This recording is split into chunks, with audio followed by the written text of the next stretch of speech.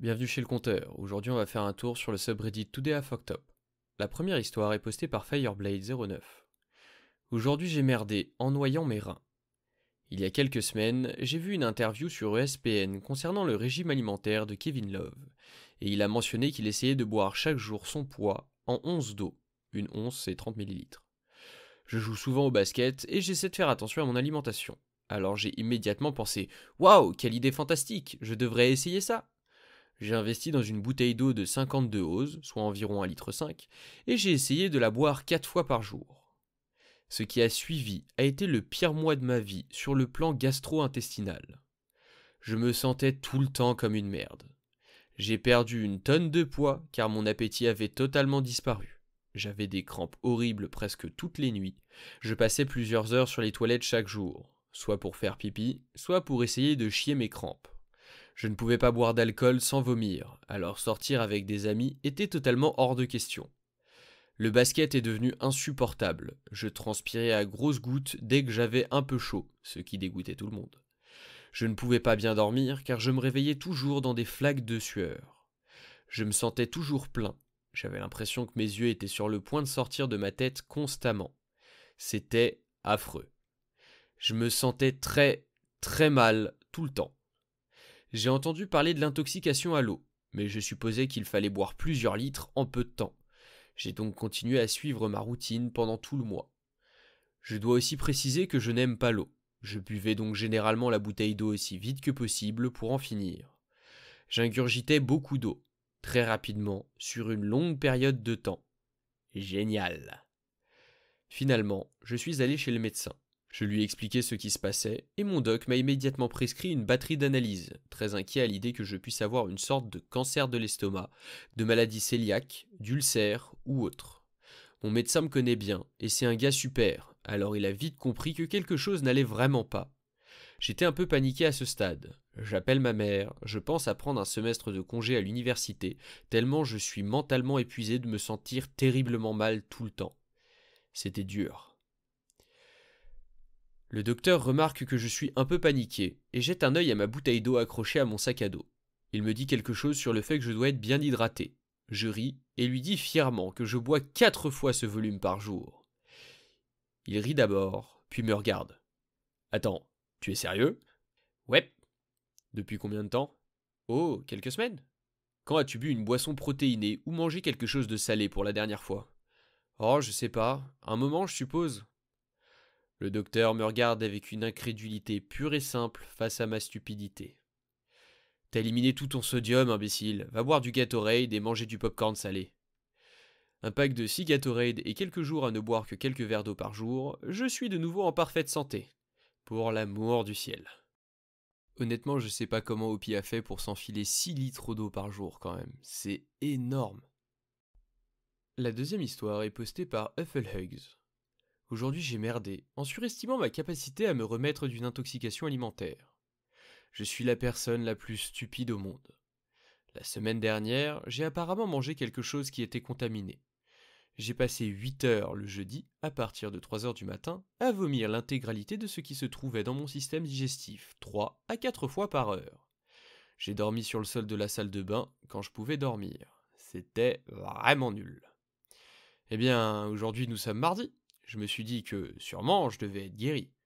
D'autant que je n'ai pas vomi depuis jeudi matin. Tout va bien. Bien sûr, mon estomac est encore un peu perturbé, mais c'est sûrement l'angoisse de retomber malade. Quelle meilleure façon de célébrer ma rémission, ai-je décidé, qu'un grand bol de céréales au chocolat dans la voiture, sur le chemin des cours, pendant que mon père conduit. Ha ha ha, rit mon système digestif. T'es fou? Eh oui, je suis vraiment un imbécile. 40 minutes avant le début de mon premier examen de la journée, mon estomac tente de s'échapper de sa prison de chair mortelle. J'ai appris ma leçon. Je ne mangerai plus jamais de nourriture. Je souhaite ne jamais être né. Plus bas dans les commentaires, il y a celui-ci qui est très instructif de XX The Last Crow XX. S'il y a bien quelque chose que j'ai appris de l'intoxication alimentaire, c'est que les humains sont capables de faire caca, de pisser et de vomir en même temps. Qui l'aurait cru? La dernière histoire est postée par Martin Iman. Aujourd'hui j'ai merdé en cuisant accidentellement plusieurs centaines, voire milliers d'asticots vivants. Cette sombre histoire s'est déroulée lorsque je vivais en résidence étudiante, comme vous pouvez vous en douter. Nous avions une poubelle à biodéchets, dans laquelle nous mettions tous nos restes alimentaires. Elle était couverte de petits trous pour permettre une certaine aération. Elle s'utilise avec des sacs biodégradables qui étaient tellement efficaces qu'à plusieurs reprises ils se sont décomposés alors que nous vidions la poubelle. Nous avons finalement cessé de les utiliser, les sacs et la poubelle, pour éviter d'avoir à ramasser de la nourriture en décomposition sur le sol de l'appartement. Nous avons sorti la poubelle de la cuisine pour la mettre dans notre petite cour extérieure, sur le rebord de la fenêtre, et nous ne l'avons plus touchée. Tous, sauf un. L'un de mes colocataires, qu'on appellera Alfie, a décidé que c'était trop dommage de ne plus utiliser cette poubelle, et a donc continué à y mettre de la nourriture, tous les jours, sans même que nous le sachions. Finalement, la poubelle s'est remplie. Il a cessé de l'utiliser lui aussi, et a fini par l'oublier. 4 mois plus tard, un jour où je rentrais de la fac avec un autre de mes colocataires, que nous appellerons Miles, nous avons trouvé que l'odeur étrange qui régnait dans toute la cuisine et dans la pièce à vivre les derniers jours s'était vraiment intensifiée.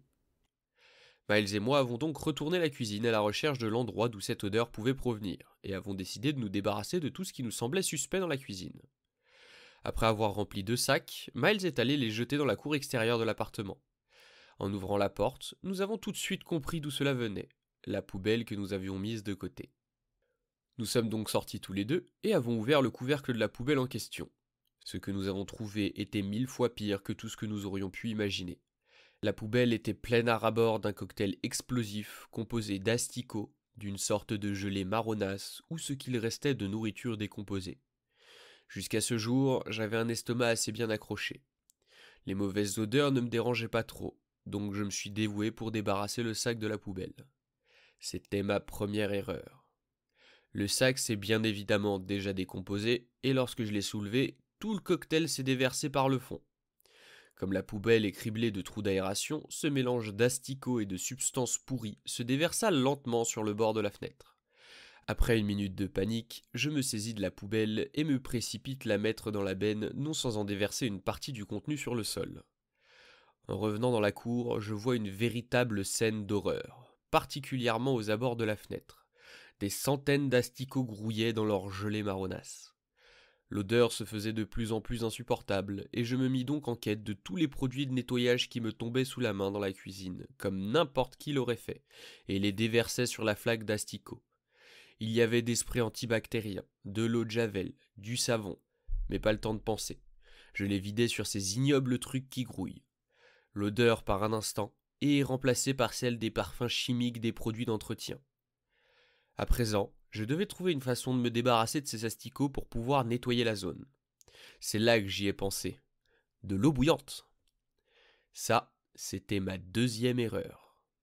J'ai fait bouillir de l'eau dans la bouilloire et je suis parti la déverser dans la cour. J'aurais presque pu me délecter de voir toutes ces petites bestioles à l'agonie si je n'avais pas le parfum chimique des produits dans le pif.